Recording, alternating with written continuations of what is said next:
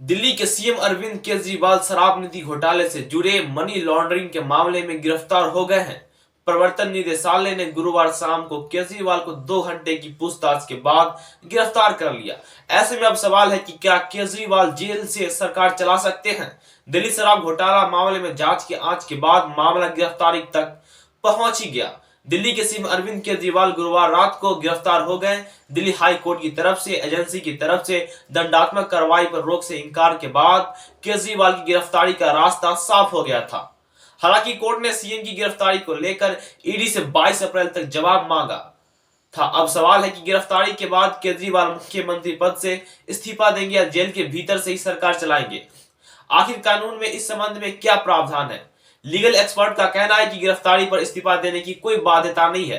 कानून के जानकारों का मानना है कि गिरफ्तारी होने को दोष सिद्ध ही नहीं माना जा सकता है।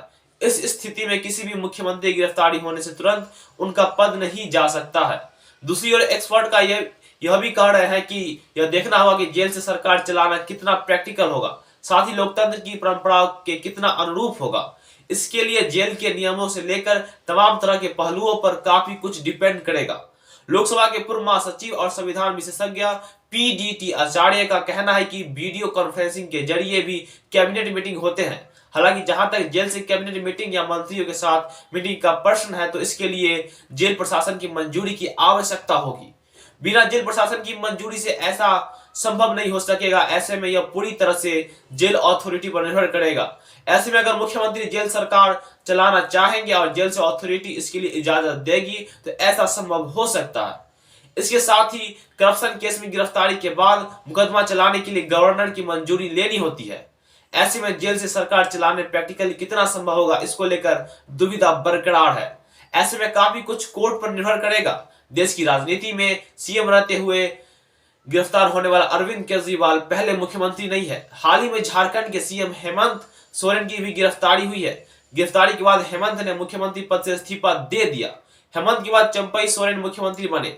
तमिलनाडु में जयललिता भी मुख्यमंत्री पद पर रहते हुए गिरफ्तार हुई थी। उसके बाद उसने भी मुख्यमंत्री पद से इस्तीफा दे दिया था। बिहार में लालू प्रसाद यादव ने गिरफ्तार होने के बाद अपनी पत्नी राबड़ी देवी को मुख्यमंत्री बनाया था। उन्होंने भी गिरफ्तारी के बाद पद से इस्तीफा दे दिया था। तो क्या अब केजरीवाल गिरफ्तारी के बाद इस्तीफा दे देंगे। हालांकि आम आदमी पार्टी ने केजरीवाल के इस्तीफे से इनकार किया है। दिल्ली सरकार में मंत्रियों ने कहा है कि केजरीवाल जेल के भीतर से ही सरकार चलाएंगे। लीगल एक्सपर्ट का कहना है कि कुछ मसले बेशक कानूनी अड़चनों से पड़े हो, लेकिन परंपरा और नैतिकता का भी सवाल उठेगा। इस्तीफा ही आखिरी विकल्प है। लीगल एक्सपर्ट और सुप्रीम कोर्ट के एडवोकेट अश्विनी उपाध्याय कहते हैं कि कोई भी मंत्री या मुख्यमंत्री अगर किसी मामले में गिरफ्तार होते हैं और जेल जाते हैं तो उन्हें भी इस्तीफा देने की बाध्यता नहीं है।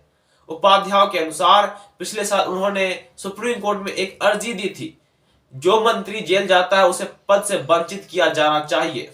तब सुप्रीम कोर्ट ने कहा था कि ऑफ पीपल्स एक्ट में ऐसा कोई प्रावधान नहीं है जो मंत्री को पद से इस्तीफा देना अनिवार्य करता हो। एडवोकेट उपाध्याय का कहना था कि कोई सीएम या मंत्री अगर जेल जाता है तो कानूनी तौर पर इस्तीफा देना अनिवार्य नहीं है। इस संबंध में सुप्रीम कोर्ट के एडवोकेट ज्ञानंद सिंह का कहना है कि एक्ट में सजा या प्रथा को 6 साल तक चुनाव लड़ने पर बैन है, लेकिन कोई आरोपी और जेल में भी तो वह एमपी और एमएलए का चुनाव लड़ सकता है। जो चुनाव लड़ सकता है वह जेल में रहते मंत्री भी रह सकता है। धन्यवाद। ऐसे ही जानकारी पूर्ण सूचना प्राप्त करने के लिए हमारे चैनल से जुड़े